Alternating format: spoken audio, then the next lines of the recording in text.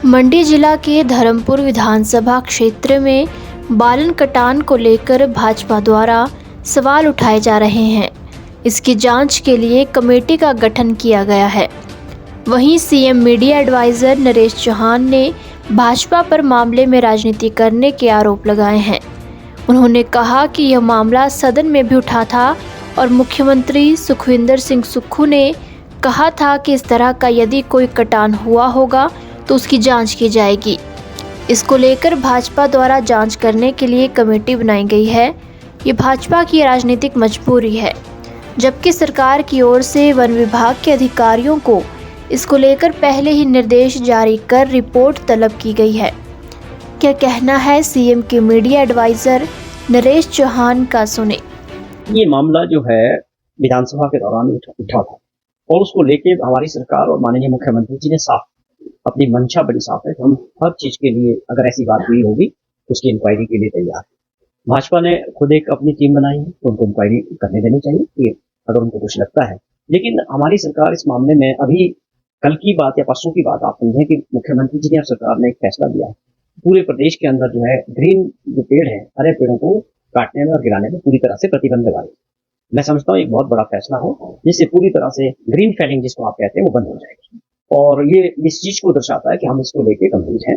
किसी तरह का कहीं भी पेड़ को जो कटान का मामला होगा उसमें गंभीरता से जो है कार्रवाई की जाएगी। साफ तौर पे मुख्यमंत्री जी ने कहा हम इसकी अपनी पूरी विभाग से पूरी जानकारी ले लें क्योंकि जिस तरह से भाजपा इसको अपनी एक टीम बना रही है वो उनकी अपनी एक राजनीतिक मजबूरी होती है और इसके पीछे वास्तविकता क्या है पूरी जानकारी होना बहुत जरूरी है। और उसकी पूरी जानकारी तभी आएगी जब सरकार ने अपने अधिकारियों को, फॉरेस्ट विभाग को और सबको ये आदेश दिए हैं, इसकी पूरी रिपोर्ट तैयार करके माननीय मुख्यमंत्री जी तक ये पहुंचेगी कि क्या है और किस मामले की ये बात कर रहे हैं। लेकिन जहां तक आपने सवाल किया कि भाजपा अपने आप एक कमेटी बना के इसको आगे बढ़ा रही है इंक्वायरी को, मैं समझता हूँ वो एक राजनीतिक मजबूरी जो है विपक्ष की, इसमें राजनीति की दृष्टि से ये सब कर रहे हैं। लेकिन जहां कहीं भी प्रदेश के अंदर धर्मपुर को छोड़े आप कहीं भी होगा इस तरह के मामलों में सरकार बिल्कुल गंभीरता से कहीं भी जो है लोग अगर गलत तरीके से बिना परमिशन के हरे पेड़ों का कटान करते हैं उसको लेके तो पूरे प्रतिबंध लगाने की बात हो चुकी है और उसमें जो है कार्रवाई बड़ी गंभीरता से की जाए। वहीं CM media advisor Naresh Chauhan ने नेता प्रतिपक्ष जयराम ठाकुर के उस बयान को हास्यास्पद करार दिया है जिसमें उन्होंने सरकार पर कर्मचारी विरोधी होने का आरोप लगाया है। देखिए हमारी सरकार को बने अभी 2 साल का समय हुआ और 2 साल के इस समय में बहुत सारे ऐसे फैसले हमारी सरकार ने और माननीय मुख्यमंत्री जी ने, जिसमें हमारे सरकारी कर्मचारी है या पेंशनर्स है उनकी देनदारियों को लेके थे या डीए को लेके थे या 6th पे कमीशन की जो एरियर्स थे, जो खास तौर पे जो आज आपने जिक्र किया कि विपक्ष के नेता इन चीजों पे बात कर रहे हैं, ये बड़ा अजीब सा लगता है कि जिनके जब वो मुख्यमंत्री रहे 5 वर्ष, सरकारी कर्मचारी हजारों की संख्या में लगातार 3 वर्षों तक ओपीएस की अपनी लड़ाई लड़ते रहे वोट पेंशन को लेके, और जयराम जी ने कभी उनको मिलने का समय नहीं दिया। हजारों की संख्या में विधानसभा का घेराव शिमला में हुआ और धर्मशाला में विधानसभा का घेराव किया गया, कभी उनकी बात को नहीं सुना गया। खैर उनको बेनिफिट्स तो क्या देने थे। तो ये वो लोग हैं जिन्होंने कभी सरकारी कर्मचारियों के हितैषी होने की बात आज कर रहे हैं, जब वो सत्ता में थे तब वो बताएं कि उन्होंने क्या किया। 6th पे कमीशन लागू किया, उसकी सारी देनदारियां 11,000 करोड़ रुपए की सरकारी कर्मचारियों की और पेंशनर की छोड़ के गए। जयराम जी ने कुछ नहीं किया उनके लिए।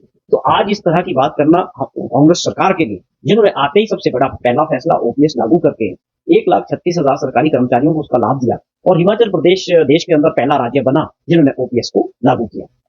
और दूसरी बात 3% पहले हमने डीए दिया 2023 में और 24 में 4% जो है डीए की किस्त द्वारा जारी की। और आप समझें जो एरियर्स 75 वर्ष के ऊपर के जो पेंशनर्स थे उनका एरियर्स को क्लियर कर रहे हैं और भी जो देनदारियां थी ट्रांसपोर्ट और एचआरटीसी में थी उसको कर रहे हैं। तो ये कहना कि हम सरकार के कर्मचारियों के साथ नहीं है, मैं समझता हूँ जयराम जी को कोई गलती लग रही है, उनको अपना टाइम याद आ रहा है।